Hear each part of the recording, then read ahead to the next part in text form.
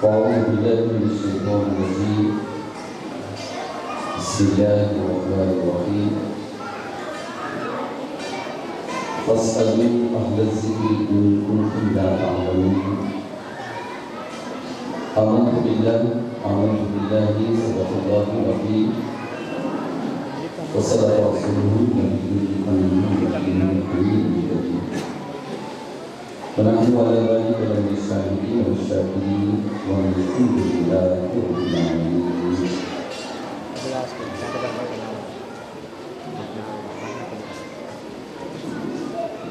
ہماری درسگاہوں میں جو استاد نظر آتے ہیں، ہماری درسگاہوں میں جو استاد نظر آتے ہیں، حقیقت میں یہی قوم کی بنیاد ہوتے ہیں، حقیقت میں یہی بنیاد ہوتے ہیں، برستے میں ساون کی طرح پیاسی زمینوں پر،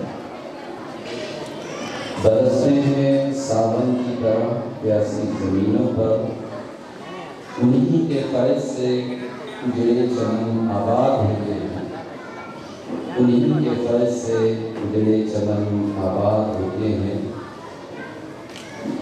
اگر روحانیت سے باہمی رشتہ جوڑے واسی، اگر روحانیت سے باہمی رشتہ جوڑے واسی، تو پھر شاگرد بھی استاد کی اولاد ہوتے ہیں، پھر شاگرد بھی استاد کی اولاد ہوتے ہیں۔ نہ دنیا سے، نہ دولت سے، نہ گھر آباد کرنے سے تسلی دل کو حاصل ہوتی ہے، خدا کو یاد کرنے سے۔ شیخ رشید کے جلوہ میرا مہدی فقط عثمان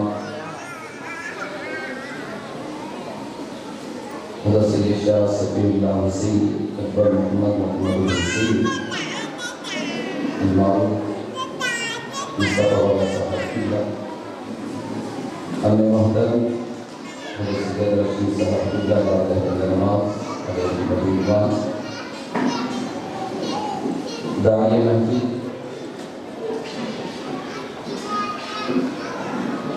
حضرت علامہ مولانا مفتی محمد عیس قادری صاحب ناظم اعلیٰ الحسن اسلامک اکیڈمی،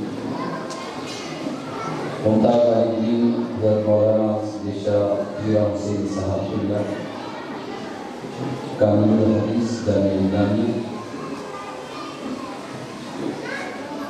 فضیلت امام جناب محترم شان محمد علی صاحب انتظامی باقی حضرت نمبود بندر و دیگر معزز مکرم محتشم سامعین و سامعات عزیز و رحمت اللہ، وقت کا اپنی ہو چکا ہوں، ہمیں اس بات کا احساس ہے والدین کا سرپرست صبح 10 بجے سے یہاں اس سالانہ جلسے میں بڑی مطالعہ کے ساتھ بیٹھ کر الحسن اسلامک اکیڈمی کے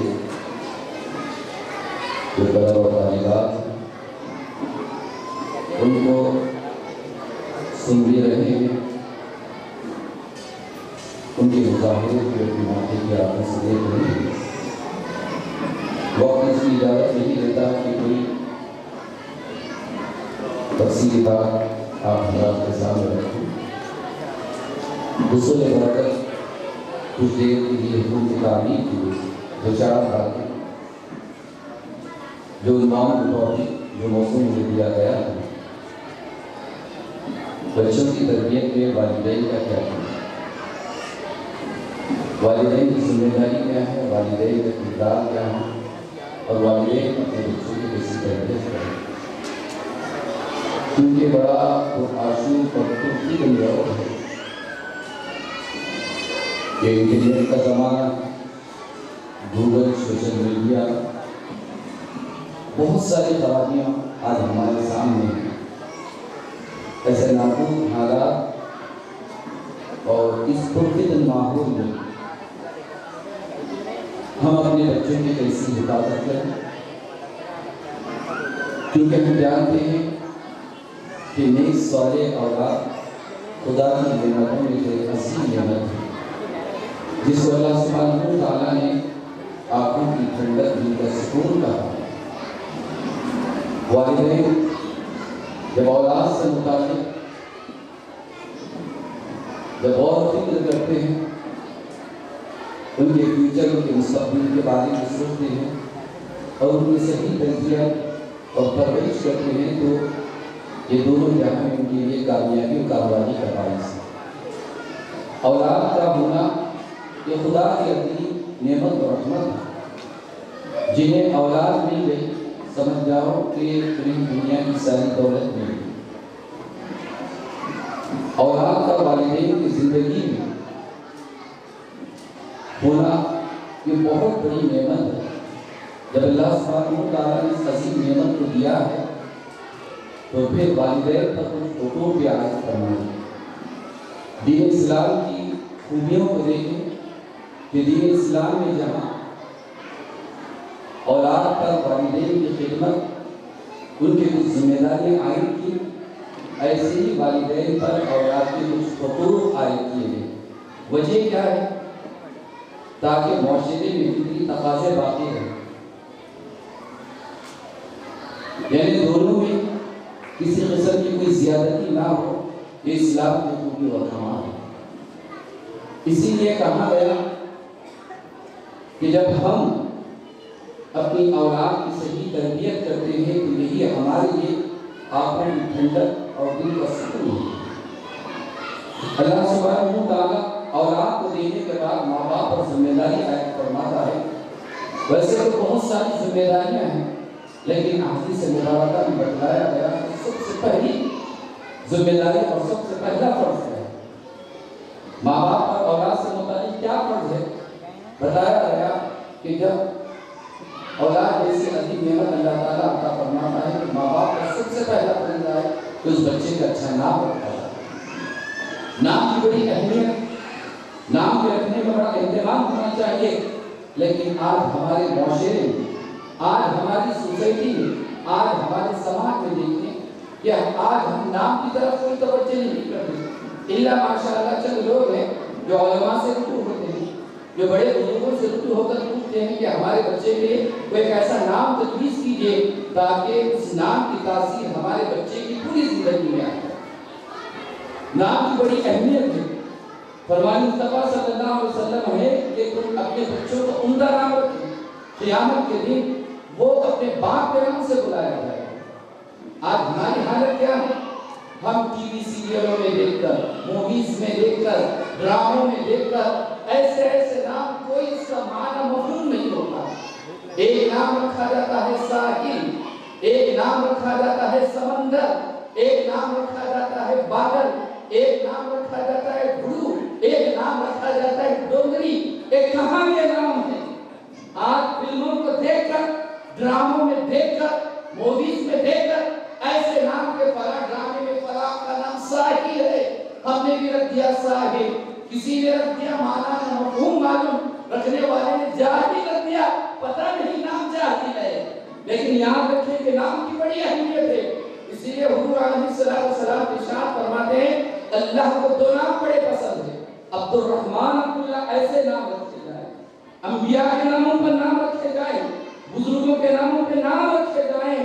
پہلے ہوتا تھا یہی کہ جب بچہ پیدا ہوتا تو بزرگوں کے پاس لے جا کر تہنیت کی جاتی تھی، یعنی بزرگ اپنے منہ میں کوئی چیز چبا کر بچے کے منہ میں ڈالتے تھے، وہی برکت بچے کی زندگی میں پیدا ہوتی ہے. آج ماں گود میں لے کر بچے کو ڈرامہ بتاتی ہے، فلم بتاتی ہے. جب بچہ 12 مہینے کا ہوتا ہے، چلنے کے قابل ہوتا ہے تو باپ موبائل دیتا ہے، بچہ ٹی وی دیکھتے ہوئے ناچ رہا ہے تو ماں باپ بڑے خوش ہوتے ہیں. دیکھو بچہ ناچ رہا ہے، ناچ نہیں رہا ہے، تمہاری اور خود کی زندگی برباد کر رہا ہے، ناچ رہا ہے. آپ توجہ اس کی طرف ہونے کی ضرورت ہے. اسی لیے کہا گیا کہ سب سے پہلے اپنے بچے کا اچھا نام رکھا اس کے بعد دوسری ذمہ داری بتلائی گئی کہ جب بچہ 6 سال یا 7 سال کا ہوتا ہے، جب اس کو تھوڑا تھوڑا شعور آنے لگتا ہے تو اس کو تعلیم سے آغاز تو راستہ کرے۔ وہی ایک حدیث مبارکہ اللہ کے حبیب علیہ السلام ارشاد فرماتے ہیں آدمی کے لیے اپنی اولاد کے لیے سب سے پہلا اور سب سے بہترین جو تحفہ ہے وہ ہے اس کا نام ہے، یعنی اچھا نام رکھنا یہ ماں باپ کی طرف سے اولاد کے لیے سب سے بہترین تحفہ ہے۔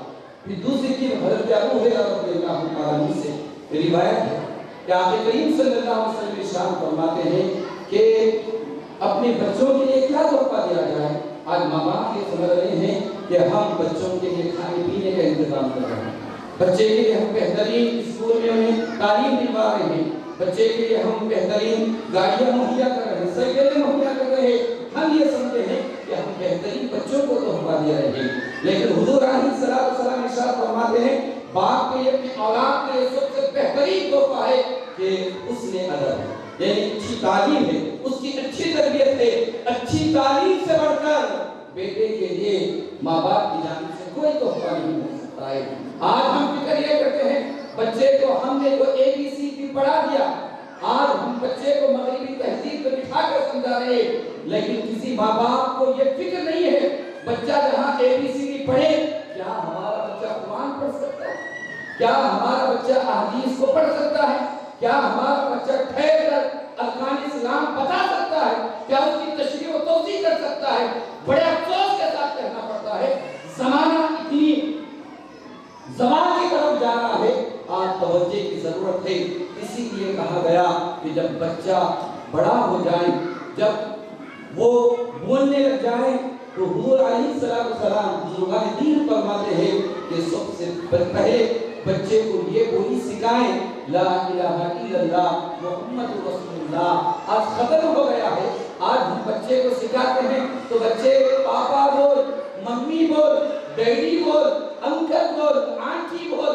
جب بچہ یہ چیزیں بولے گا تو پھر اللہ کے حبیب علیہ السلام خلفائے راشدین کے بارے میں اس کو آج ہم اتنا دور کر دیے ہیں کہ وہ زندگی کے کئی ایک سال گزار دیتا ہے لیکن اس کو احساس نہیں ہوتا ہے۔ لیکن وہ ماں باپ اپنے مبارکباد ہے جو اپنے بچوں کی فکر کرتے ہوئے بچوں کو روزانہ مدارس بھی بھیجتے ہیں اور اسکولز بھی بھیجتے ہیں۔ جب بچہ صبح ہوتا ہے تو سب سے پہلے الحسن اسلامک اکیڈمی بھی بھیجتے ہیں، وہاں ماہر اساتذہ کی نگرانی میں خود مولانا عبید صاحب کی مقرری فاہم شخصیت، انہیں قوم کی بڑی فکر ہے اور وہ خود ایک بات صلاحیت عالم دین بھی ہے، حافظ قرآن بھی ہے، نہ صرف حافظ قرآن عالم دین عصری علوم سے بھی وہ بہت زیادہ واقفیت رکھتے ہیں۔ تو وہ بچوں کی صلاحیتوں کے حساب سے، بچوں کی ذہنی صلاحیتوں کے حساب سے کون سے بچے کو کیا تعلیم دی جائے، کس بچے کو کس فیلڈ میں رہنمائی کی جائے، الحمدللہ کر رہے ہیں۔ امید ہے کہ بچے آگے چل کر ملک کا، ریاست کا، اپنے ضلع کا نام روشن کریں گے اور ان کا مستقبل بڑا تابناک ہوگا۔ لیکن ماں باپ پر ذمہ داری عائد ہوتی ہے کہ جب ہم اچھا نام رکھیں تو دوسری ذمہ داری یہ ہے کہ بچوں کو فرائض کی تعلیم، قرآن کی تعلیم دلائیں، اور اس سے بڑھ کر اپنی اولاد کے لیے کوئی تحفہ نہیں ہوتا ہے۔ وہی بہت ساری ذمہ داریوں میں ایک ذمہ داری یہ بھی بتائی گئی کہ جب بچہ پیدا ہوتا ہے تو 7 دن حقیقہ کرنا ہے اور حقیقہ سنت مصطفیٰ صلی اللہ علیہ وسلم ہے۔ آج بہت سارے ماں باپ کچھ حقیقی کی طرف کسی کو توجہ نہیں ہے، ہاں توجہ ہے تو بیٹے کا برتھ ڈے آنے والا ہے، سالگرہ آنے والی ہے، جیسے شادی ہوتی ہے اس طریقے کی تقریب کا اہتمام ہوتا ہے۔ کون سی چیز کے لیے تقریب کا اہتمام؟ لاکھوں روپے خرچ کیا جا رہا ہے، نہ تو سنت ہے، نہ تو واجب ہے، نہ تو نفل ہے، نہ کسی بزرگ سے چیز ثابت ہے، لاکھوں روپے صلاح دیا جاتا ہے اور اس کو کہتے ہیں ہماری دینداری ہے۔ یہ دینداری نہیں ہے بلکہ دینداری پر ایک بدنما داغ ہے جو آج ہمارے والدین سر انجام دے رہے ہیں۔ تو معلوم ہونا چاہیے کہ ماں باپ اپنی اولاد کی جیسی تربیت کرتے ہیں ویسے ہی اثرات بچوں پہ مرتب ہوتے رہیں گے۔ اگر آپ بچوں کے سامنے جھوٹ بولیں گے، آپ بچوں کے سامنے لڑائی کرتے رہیں گے، آپ بچوں کے سامنے گالی گلوچ کا معاملہ کرتے رہیں گے، فون پر گھر میں رہ کر فون آنے والے کو جھوٹ بولیں گے، یہ تمام اثرات اولاد پر بالکل اثر انداز کریں گے۔ آخر میں ایک واقعہ مختصر سا واقعہ جو اپنے بچوں کے لیے آج قرآن کی تعلیم، احادیث کی تعلیم، دینی مکتب کے لیے جو ماں باپ اپنی طرف سے جو خرچ کر رہے ہیں، یاد رکھیں کہ یہ روپیہ، یہ پیسہ آپ کا ضائع اور بیکار نہیں جا رہا ہے، بلکہ آپ کا روپیہ محفوظ ہو رہا ہے، آپ کا پیسہ محفوظ ہو رہا ہے۔